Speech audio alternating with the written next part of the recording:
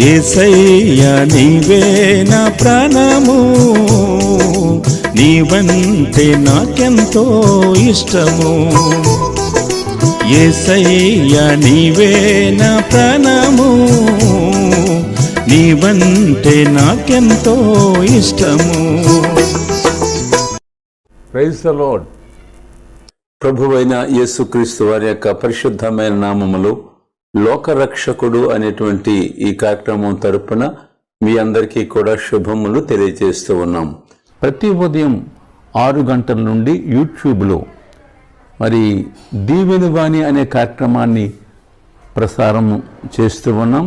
Doctor Luke Jesus heels అని మీరు enter అయితే ఆ భాగాన్ని మీరు చూడగలరు. చూస్తూ ఉన్నారు, ప్రార్థిస్తూ ఉన్నారు, ప్రార్థనా సహకారాన్ని కూడా కోరుతూ ఉన్నారు. మీ అవసరతల కొరకు 24 గంటలు ప్రార్థనా బృందం మీకు ప్రార్థన చేయడానికి సిద్ధంగా ఉన్నది. మీ రిక్వెస్ట్, పేరు, ఫోన్ నెంబరు మీరు పంపించినట్టయితే కంటిన్యూటీ ఉంటుంది. ప్రతిరోజు కూడా నైట్ 8:30 నుండి 9:30 వరకు కూడా ఆన్లైన్లో జూమ్ యాప్లో మీరు ముఖాముఖిగా ప్రార్థనా రిక్వెస్టులు మాట్లాడవచ్చు. ప్రియరా గమనించండి. అంత మాత్రమే కాదు, ప్రార్థనా బృందం మనకు సంఘం కొరకు, సేవ కొరకు, రాష్ట్రం కొరకు, దేశం కొరకు, ప్రపంచం కొరకు, ఎదురైన విపత్తుల కొరకు, మరి దీనస్థితిలో ఉన్నవారి కొరకు భారముతో ప్రార్థన జరుగుతుంది.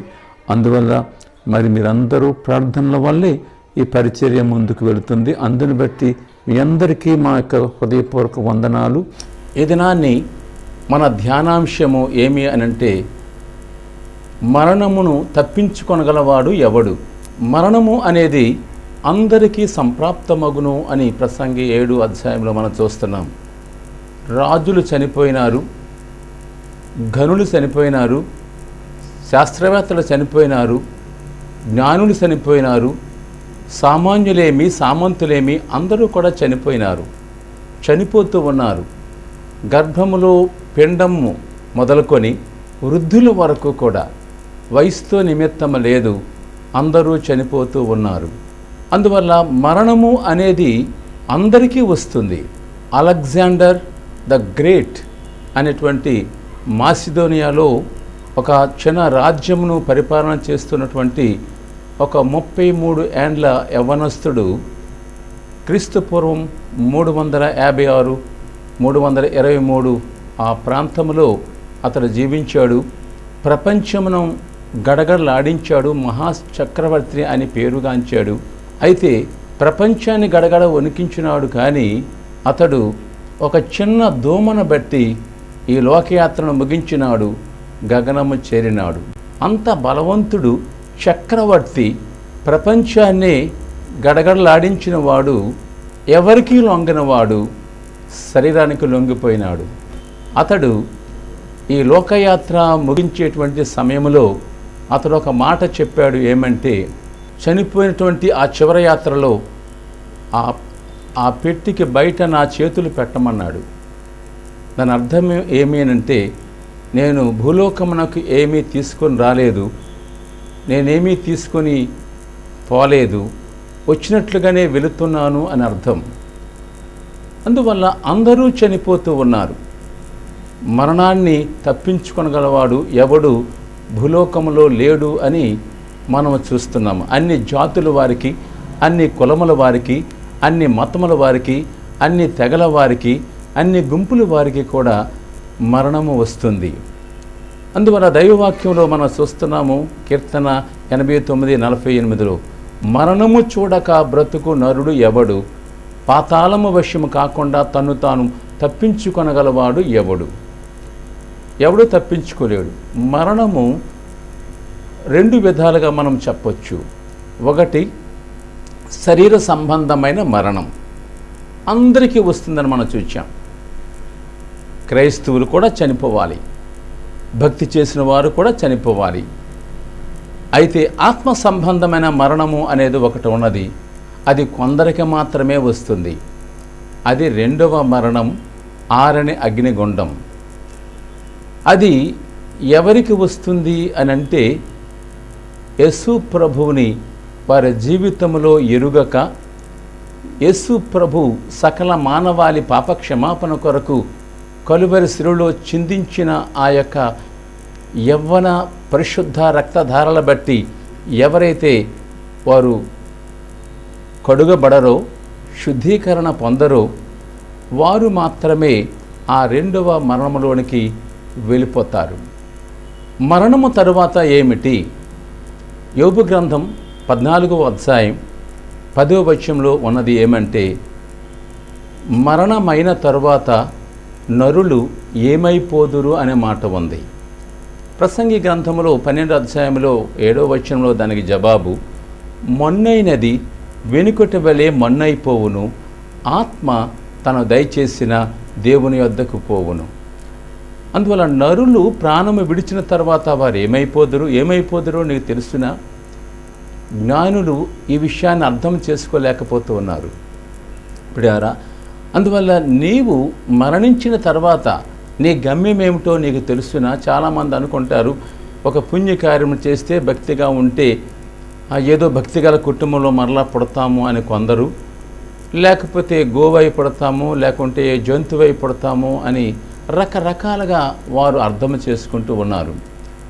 అయితే నరులు ప్రాణము విడిచిన తరువాత వారు ఏమైపోదురో దైవ గ్రంథము సెలవిస్తుంది. అందువల్ల నీ గమ్యం ఏమిటో, నీ ప్రయాణం ఏమిటో, ఈ లోకంలో నువ్వు ఉన్నప్పుడు నువ్వేమి చేయాలి, ఎలా జాగ్రత్త పడాలి, నువ్వు ఎక్కడి నుండి వచ్చావు, నువ్వు ఎక్కడికి వెళుతున్నావు, నీవు ఎక్కడ ఉంటావు మరణిస్తే, నీవు ఈ విషయాలు చాలా జాగ్రత్తగా గమనించాల్సినటువంటి అవసరం ఉంది అని ఈ సమయమందు దేవుడు నీతో మాట్లాడుతూ ఉన్నాడు. నీ జీవితంలో చాలా విసిగిపోయావు, వేసారిపోయావు, నలిగిపోయావు. అయితే ఈ జీవిత యాత్రనే ముగించాలని నువ్వెన్నో ప్రయత్నాలు చేస్తున్నావు. ఎందుకంటే నీ సమస్య అలాంటిది. నీ భర్తను బట్టి నీకు నెమ్మది లేదు, నీ భార్యను బట్టి నీకు సమాధానం లేదు, మీ పిల్లలే మీకు ఆయాసాన్ని కలిగిస్తున్నారు, అవమానంగా జీవిస్తున్నారు. అందువల్ల నువ్వు ఈ యాత్ర ముగించాలని నువ్వు ప్రయత్నం చేస్తూ ఉన్నావు. నీకు ఉద్యోగం లేదు, అందరి దగ్గర అవమానం పొందుతున్నావు అని నీవు నీ జీవిత యాత్రను ముగించాలని అనుకున్నావు. లేదా తినడానికి తిండి లేదు, కట్టడానికి వస్త్రం లేదు, ఉండడానికి ఇల్లు లేదు, అందువల్ల ఎందుకు ఈ బ్రతుకు అని అనుకున్నావు. లేదు, నీకు కుదరని వ్యాధి వచ్చింది, నీ యొక్క జీవితాన్ని చాలా కలత చెందిస్తుంది, దానివల్ల ఇతరులకు కూడా నీవు బాధకరంగా ఉన్నావని నీవు తలస్తూ నీ జీవితాన్ని ముగించాలి అని అనుకున్నావు. విద్యార్థిని పరీక్ష పోయింది, పాస్ అవుతానని అనుకుంది, పరీక్ష ఎప్పుడైతే పోయిందని తెలిసిందో ఆమె తన జీవితాన్ని ముగించి వెళ్ళిపోయింది. ఈ విధముగా ఏవో సమస్యలు ఎదురైనప్పుడు వారు తట్టుకోలేక, ఆ సమస్యలకు నిలబడలేక, మరి ఆ గాయాన్ని పూడ్చేవారు లేరని తలంచి వారి జీవిత యాత్రను ముగిస్తూ ఉంటారు. నీకు నువ్వే హాని చేసుకోకూడదని దైవ గ్రంథంలో ఉంది. నీకు నువ్వే హాని చేసుకుంటే, నీ ప్రాణమును తీసుకుంటే అది దేవుడిచ్చిన బహుమానం. నీ ప్రాణం తీసుకోవడానికి నీకు హక్కు లేదు. నువ్వు ప్రాణం తీసుకుంటే నువ్వు నాశనం అయిపోతావు, ఆరని అగ్నికి వెళ్ళిపోతావు. ఇప్పుడైతే నువ్వు ప్రాణం తీసుకోవాలని నీవు ప్రయత్నం చేసి ఏదో మందు తాగో, లేకుంటే కెరోసిన్ వేసుకునో, లేకపోతే నూతులో పడిపోయో, ఏదో విధంగా నీ జీవితాన్ని ముగించాలి అని నువ్వు ప్రయత్నం చేస్తున్నావు. అలాంటి పొరపాటు నీ జీవితంలో కూడా చేయటానికి వీలు లేదు, ఎప్పుడు చేయటానికి వీల్లేదు, పిరికివాడిగా ఉండడానికి వీల్లేదు. శ్రమ దినమున నీవు కృంగినెడల చేతగాని వాడవు, చేతగాని దానవు. ఏ సవాలుకైనా, ఏ స్థితికైనా, ఏ పరిస్థితికైనా నీవు నిలబడాలి. ప్రభువు నీకు సహాయం చేస్తాడు. ఎందుకు ఆ పరిస్థితి వచ్చింది, దేనివల్ల నేను ఇలాంటి శ్రమలోకి గురైపోయాను అని చెప్పి నిన్ను నీవు పరిశీలన చేసుకొని నీవు ప్రభు కొరకు నిలబడి, ప్రభువుకి నీ హృదయం ఇచ్చి, వాక్యం మీద లక్ష్యం ఉంచి, ప్రభు ఇచ్చిన వాగ్దానములను చేపట్టి నువ్వు ధైర్యముగా నిలబడాలి. ప్రభువుకి నీ సమస్యను అప్పగించాలి. నువ్వు మరలా నీవు ఒక ప్రాముఖ్యమైనటువంటి వ్యక్తివి ప్రభు సన్నిధిలో అని చెప్పి లోకానికి రుజువు చేయాలి. అందువల్ల ప్రభు నీకు నిన్ను ప్రేమించి ఈ జీవితాన్ని ఇచ్చాడు. నువ్వు దానిని చేజార్చకూడదు, లేకుంటే దాన్ని మంట కలపకూడదు. అందువల్ల చాలా జాగ్రత్తగా ఉండాలి. చాలా విలువైనటువంటి వ్యక్తిగా నీవు ఉంటున్నావు. కాబట్టి ఈ సత్యాన్ని నువ్వు గమనించాలి. మరణ భయం, మరణము అదంటే భయం. హెబ్రీలకు రాసిన పత్రికలో 2వ అధ్యాయంలో జీవితకాలం అంతయు మరణ భయము చేత దాసత్వముకు లోబడిన వారిని విడిపించుటకు అనే మాట ఉన్నది. అపవాదిని మరణము చేత ఓడించుటకు అనే మాట ఉన్నది. అందువల్ల జీవితకాలం అంతా కూడా మరణ భయము చేత బాధపడేటువంటి అనేక మంది ఉన్నారు. ఆ భయం అందు ఎప్పుడు చనిపోతానని చెప్పి. అందువల్ల ప్రియమైన సోదరుడు, ఆ సోదరి, ప్రభు మాట్లాడుతున్నాడు ఏమేనంటే, ఒక నీ మరణ భయం చేత ఉన్నావు, కానీ మరణాన్ని తప్పించుకునేటువంటి విధానాన్ని నీవు యోచన చెయ్యాలి. అందువల్ల మరణము ఎవరు తప్పించగలరు? మరణము తప్పించుట ప్రభువైన యెహోవా వశం అని 68 కీర్తన 20లో ఉన్నది. ఎవరు తప్పించలేరు నీ మరణాన్ని. మరణమును తప్పించడానికి ఎవడికి అధికారం లేదు, కానీ యేసు ప్రభుకు మాత్రమే అధికారము ఉన్నది. ఎందుకంటే మత్తయి 11:27 ప్రకారం తండ్రి సమస్తముపై తనకు అధికారము ఇచ్చినాడు. పాతాళం యొక్క తాళపు చెవులు ఆయన చేతుల్లో ఉన్నాయి. పరమందు కానీ భూమి అందు కానీ ఎక్కడైనా సరే ఆయన సర్వాధికారి. సర్వాధికారి అయిన దేవుడు అని ఆదికాండం 17వ అధ్యాయం ఉన్నది. ఆయనకు అధికారం ఉన్నది. అధికారం ఉన్నది కాబట్టి సర్వాధికారి అయిన దేవుడు నిన్ను తప్పించగలడు. అందువల్ల మరణమును తప్పించుకోవాలి అంటే నువ్వేమి చేయాలి? అసలు మరణం అనేది ఎందుకు వచ్చింది? మరణము అనేది దేవుని ఆజ్ఞను అతిక్రమించడం వల్ల వచ్చింది. ఆజ్ఞ అతిక్రమమే పాపం. పాపము వల్ల వచ్చు జీతం మరణం. మానవుడు ఈ మరణ భయము చేత పీడింపబడుతూ ఉన్నాడు, మరణ సంఖ్యలలో ఉన్నాడు. అందువల్ల ఈ మరణము తప్పించుకోవాలి అని అంటే నీ జీవితాన్ని దేవునికి ఇష్టమైనదిగా నువ్వు మార్చుకోవాలి. అనగా పాపమును బట్టి మరణం వచ్చింది కాబట్టి నీ పాపాన్ని ప్రభువు దగ్గర ఒప్పుకోవాలి. జన్మతః వచ్చిన పాపం, తలంపు చేత పాపం, మాట చేత పాపం, క్రియల చేత పాపం, మనోవాక్కాయ కర్మల చేత వచ్చినటువంటి పాపమును, నీ యవ్వనేచ్ఛను బట్టి వచ్చిన పాపమును ప్రభువు దగ్గర ఒప్పుకొని, ప్రభువా నేను పాపిని, నన్ను క్షమించండి, ఆ పాపాన్ని నేను ఒప్పుకుంటున్నాను, విడిచిపెడుతూ ఉన్నాను అని విరిగి నలిగిన హృదయముతో నీ పాపాన్ని ఒప్పుకొని ప్రభు దగ్గర విడిచిపెట్టాలి. అప్పుడు యేసు రక్తం, సర్వమానవాళి పాప క్షమాపణ కొరకు ప్రభువు చిందించినటువంటి ఆ రక్తము మనలను శుద్ధీకరిస్తుంది. అందువల్ల అతిక్రమములు దాచిపెట్టువాడు వర్ధిల్లడు, దాన్ని ఒప్పుకొని విడిచిపెట్టువాడు కనికరము పొందును అనే మాట ఉన్నది. అందువల్ల యేసు రక్తం ప్రతి పాపము నుండి మనలను పవిత్రులుగా చేస్తుంది. అంత మాత్రమే కాదు, యేసు ప్రభువుని నమ్మినప్పుడు మనము ఎలాగూ ఇలాంటి ఆశీర్వాదం పొందగలం? మరణమును నుండి నీవు బయటపడాలి అని అంటే, ఆ రెండవ మరణమునకు నువ్వు అప్పగింపబడకుండా ఉండాలి అని అంటే, నీవు పరిశుద్ధునిగా యేసు రక్తముతో కడగబడాలి అనే మాట మనం మాట్లాడుకున్నాం.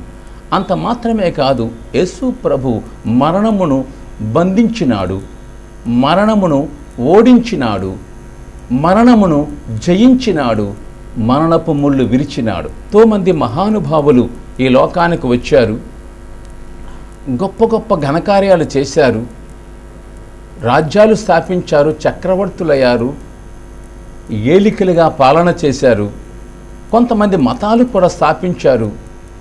కానీ చివరికి వారు మరణించి సమాధి అయిపోయినారు. అంతే వారి యొక్క చరిత్ర.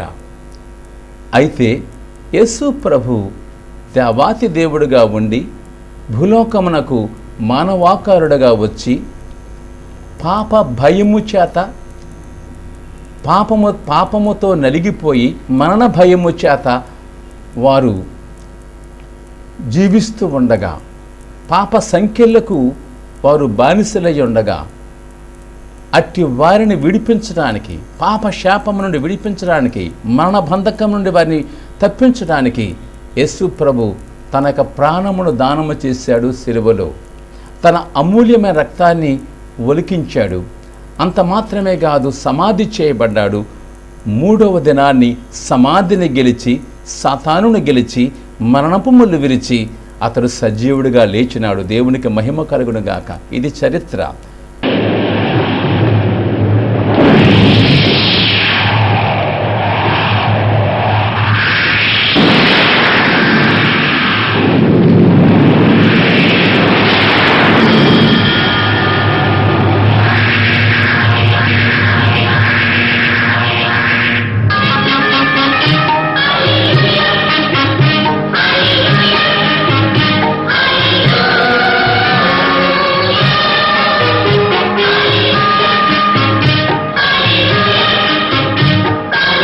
ప్రపంచము పుట్టినది మొదలుకొని ఎంతవరకు అలాంటి వార్త మనం వినలేదు.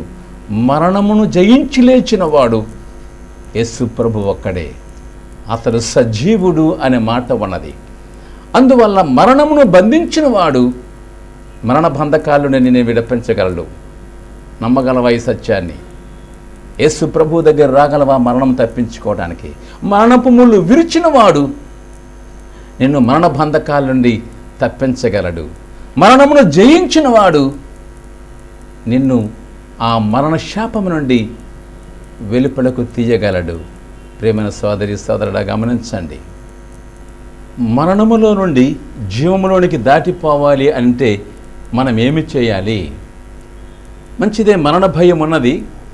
కానీ మనము దాన్ని ఎలా తప్పించుకోవాలి అని అంటే మరణములో నుండి జీవములో దాటిపోవాలి. అనగా ఏమి చేయాలి? జీవాధిపతి అయినటువంటి యేసు ప్రభు యొక్క మాటను నువ్వు వినాలి. యోహాను 5:24 ఈ నా మాట విని, ఆయన మాట వింటే నువ్వు బ్రతుకుతావు. ఆయన మాట వింటే నువ్వు తప్పించుకుంటావు. ఆయన మాట వింటే నువ్వు జీవములో ఉంటావు. ఆయన మాట వింటే నువ్వు క్షమించబడతావు. ఆయన మాట వింటే నువ్వు ఆయన ఉండు స్థలములో మీరును ఉండులాగున, నేనుండు స్థలములో మీరును ఉండులాగున అనే మాట ఉన్నది. అందువల్ల ఆయన ఎక్కడుంటాడో మనం ఉంటాము. ప్రియమైనటువంటి బిడ్డలారా, నువ్వు పాతాళంలో ఉండవు, నువ్వు అగ్నిలో కాలవు, నువ్వు నాశనం అయిపోవు.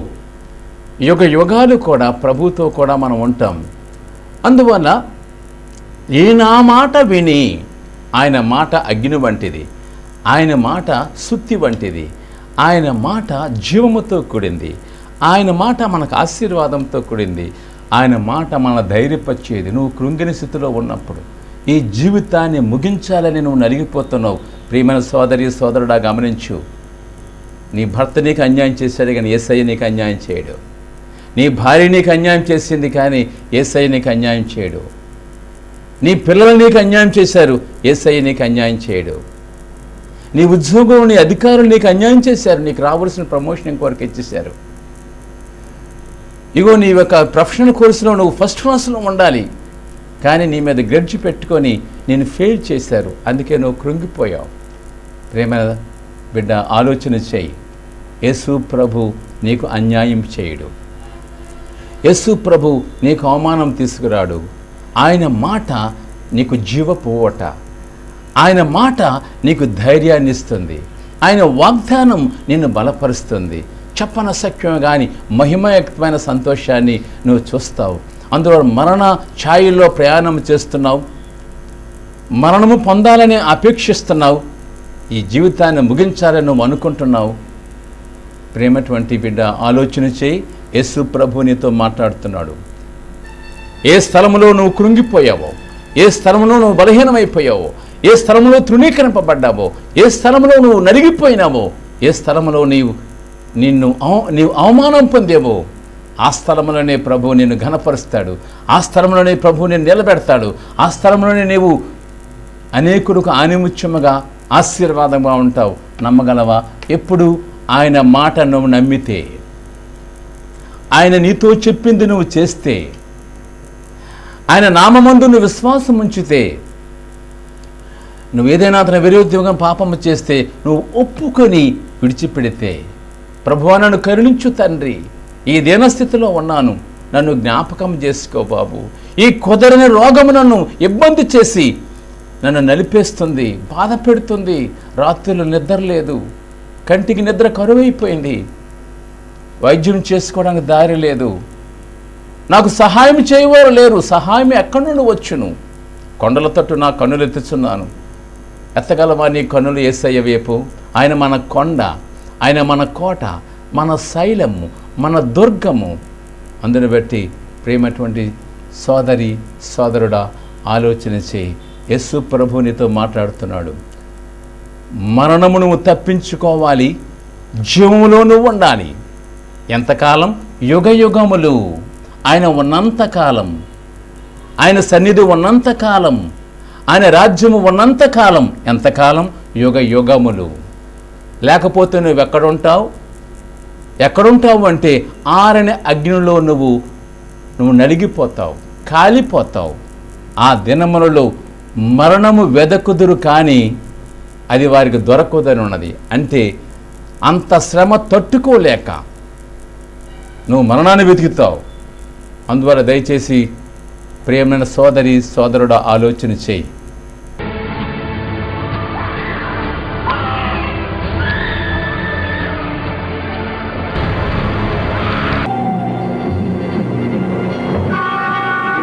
Every sinner who has ever gone to hell.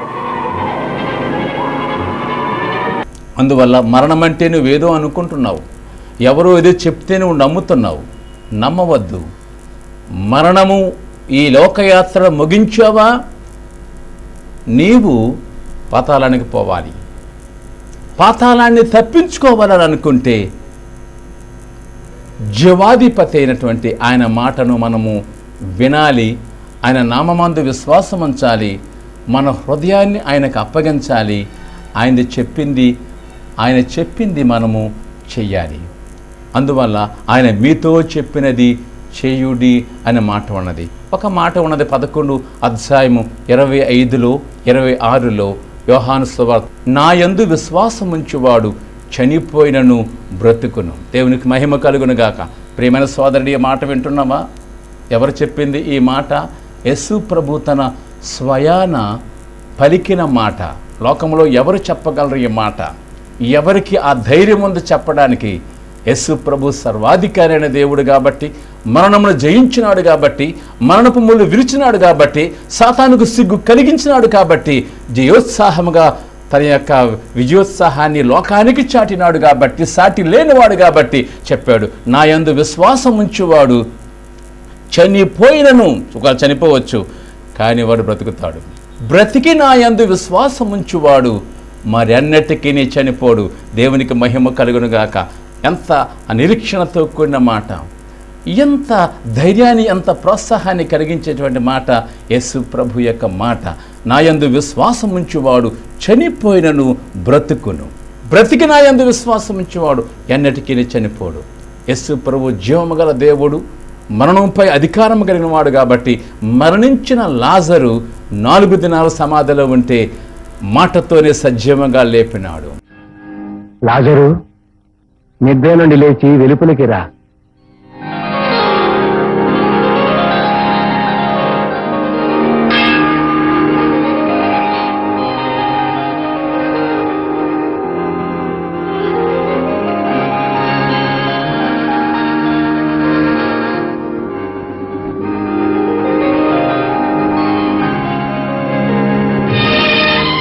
అన్నయ్య, మరియా, మార్తా, మీ సోదరుని కట్లు విప్పండి.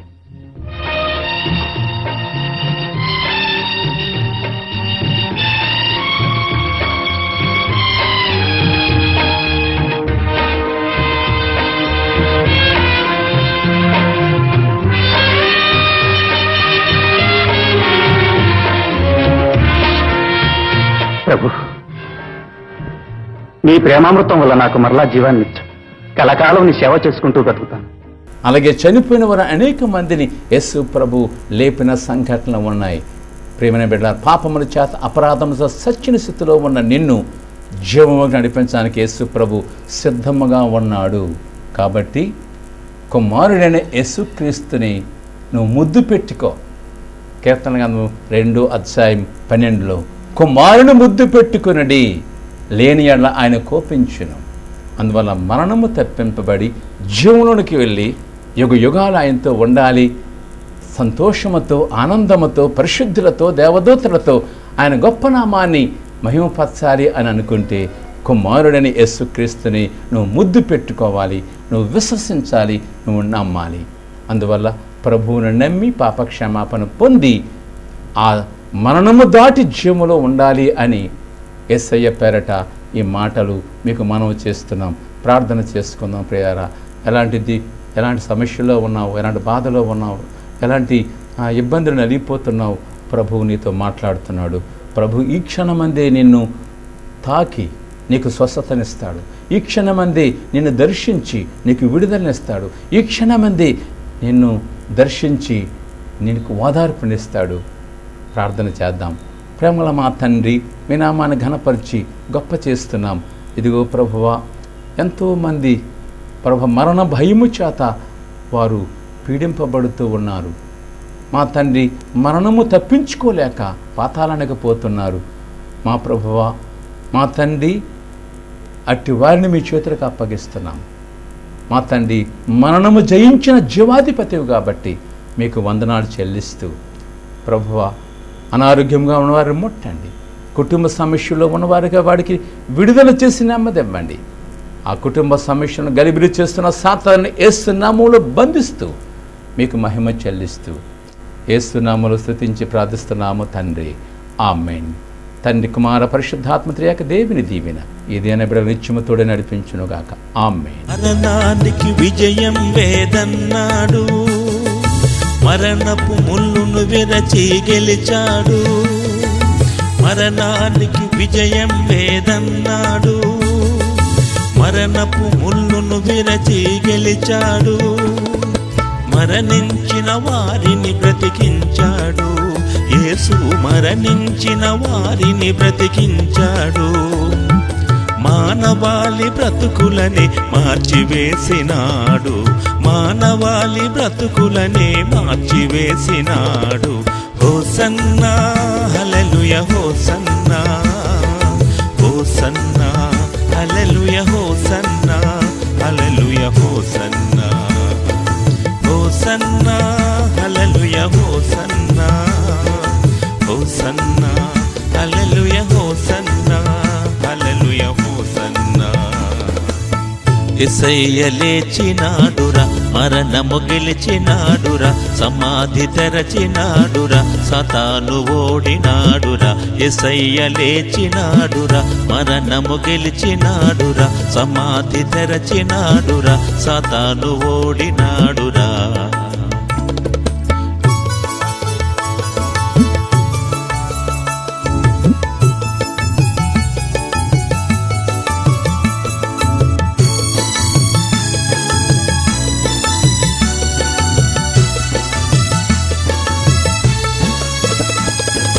రాజభటులు తూలి కూలిపోయారు, తాళలేక సోలి సొమ్మసిల్లారు.